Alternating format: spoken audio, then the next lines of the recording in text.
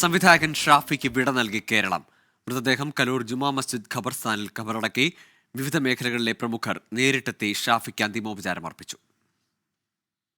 പുലർച്ചെ 2 മണിയോടെ മൃതദേഹം ആസ്റ്റർ മെഡിസിറ്റിയിൽ നിന്ന് എളമക്കരയിലെ വീട്ടിലെത്തിച്ചു.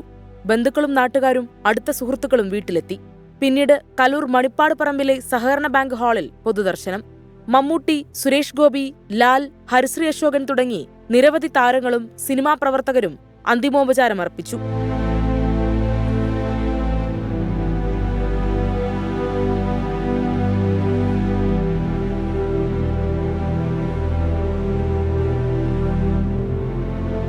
തുടക്കം മുതൽ ഒരുമിച്ച് വർക്ക് ചെയ്തിരുന്നു.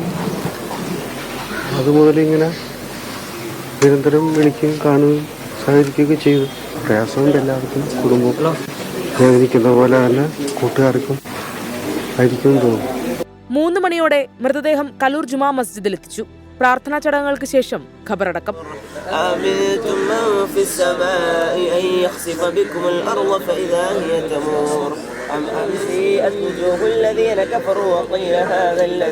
മന്ത്രിമാരായ പി രാജീവും കെ ബി ഗണേഷ് കുമാറും ഷാഫിയെ അനുസ്മരിച്ചു.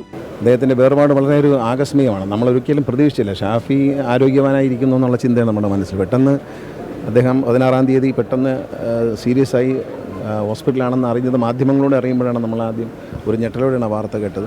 ചുരുങ്ങിയ കാലം കൊണ്ട് മലയാള സിനിമയ്ക്ക് ശ്രദ്ധേയമായ സംഭാവന നൽകിയ വ്യക്തിത്വമായിരുന്നു ശ്രീ ഷാഫിയുടേത്. അദ്ദേഹവുമായി ദീർഘകാലത്തെ അടുപ്പമുണ്ടായിരുന്നു.